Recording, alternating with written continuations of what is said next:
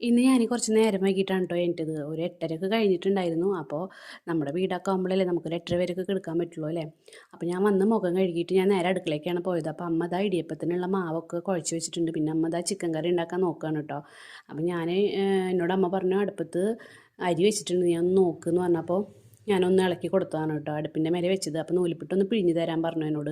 അമ്മയ്ക്ക് കയ്യിന് വേദന ഉണ്ട്. അപ്പോൾ ആ സമയത്ത് ഞാനത് പിഴിഞ്ഞു കൊടുത്തു. പിന്നെ ഞാൻ നേരെ പോയി കുളിച്ചു കേട്ടോ, മോനെ എണീക്കണേക്ക് മുമ്പ്. പിന്നെ മോനുള്ള കുറുക്കും കൂടിയിട്ട് ഉണ്ടാക്കി വെച്ചു. ഞാൻ സൂചി ഗോതമ്പ് കൊണ്ടാണ് കേട്ടോ, ഞാൻ ഈ നുറുക്ക് ഗോതമ്പ് കൊണ്ടാണ് കുറുക്കുണ്ടാക്കി വെച്ച് അത് സെറ്റാക്കി വെച്ചു. അപ്പോൾ എന്നിട്ട് ചായ കുടിക്കാമെന്ന് വെച്ചപ്പോൾ അതാ ചിക്കൻ കറി നൂലിപ്പിട്ടും ആയിട്ടുണ്ട്. അപ്പോൾ അത് കഴിച്ചുകൊണ്ടിരിക്കുകയാണ്. അപ്പോൾ അമ്മ ചോദിക്കുകയാണ് എന്നോട് നല്ല ടേസ്റ്റ് ഉണ്ടോയെന്ന്. അപ്പോൾ ഞാൻ പറഞ്ഞു നന്നായിട്ടുണ്ട് പറയണം. അപ്പോൾ അത് കഴിഞ്ഞിട്ട് ഞാൻ മേലേക്കൊന്ന് പോയിട്ട് അപ്പോൾ അവിടെ നമ്മുടെ ഡ്രമ്മിൽ ചെറിയ മീൻകുട്ടികളെ ഇട്ടിട്ടുണ്ടായിരുന്നു. നമ്മളിപ്പോൾ കുറേ ആയിട്ടുണ്ട് ഇപ്പോൾ. അപ്പോൾ അതൊന്ന് ചെന്ന് നോക്കി. അപ്പോഴേക്കും പിന്നെ അച്ഛൻ മീൻ വാങ്ങിച്ച് കൊടുത്തിട്ടുണ്ടായിരുന്നു. അയിലയും ചാളയാണ് കേട്ടോ വാങ്ങിച്ചത്. അപ്പോൾ അയിലയാണ് എനിക്ക് കറി വയ്ക്കുന്നത് ഇഷ്ടം. എനിക്ക് ചാള ഇഷ്ടമല്ല. അപ്പോൾ ചാളയും അയില അമ്മ വറക്കാനും വെച്ചു, അയില കറിയും വെച്ചു കേട്ടോ. അപ്പോൾ അത് ഓരോ സൈഡിൽ ഉണ്ട്. അപ്പോൾ ഞാൻ അത് അങ്ങനെ മറിച്ചിട്ട് കൊടുക്കുകയാണ്. അമ്മയ്ക്ക് എപ്പോഴും പണി തന്നെയാണ് കേട്ടോ. ഞങ്ങൾ വന്നാൽ കൂടും പണി.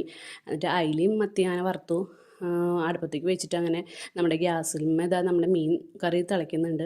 അപ്പോൾ അതും കൂട്ടി കഴിച്ചിട്ട് ഉച്ചയ്ക്ക് നല്ല സെറ്റായിട്ട് ഊണ് കഴിച്ച് സുഖമായി ഒന്ന് ഉറങ്ങി.